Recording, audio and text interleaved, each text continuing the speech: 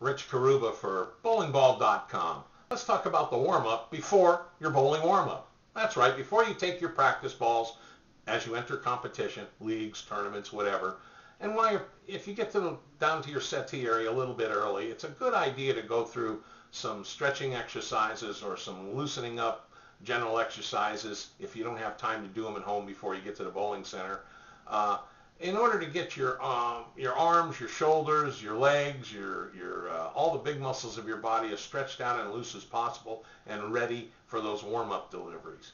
And it's always a good idea to do slow and smooth stretching exercises to work out the big muscles of your legs, the front and the back part of your legs, to stretch your hamstrings as well as the big muscles in your thigh and the front part of your legs and in your calf muscles and so on.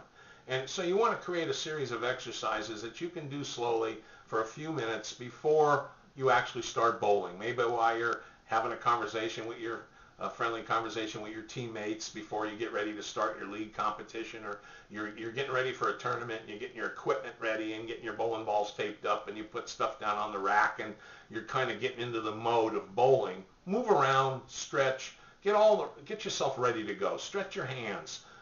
And flex them and whatever you have to do. Reach down, do toe touches, whatever exercises that you can typically do. And we always recommend that you do exercises slowly and smoothly so you don't cause injury.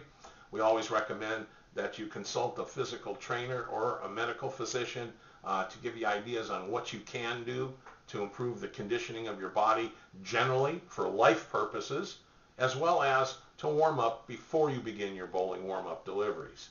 All those things pay off dividends in the long run. Very rarely do you see a very accomplished player preparing for a tournament that hasn't stretched or limbered up somewhat before they start bowling.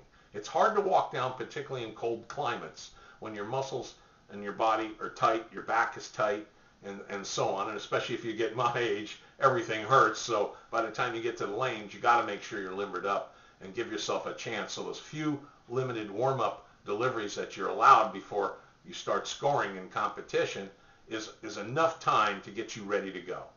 So if you warm up properly and then you warm up properly with your practice deliveries, you should give yourself a real fighting chance to start your first few frames of your competitive bowling as effectively as possible.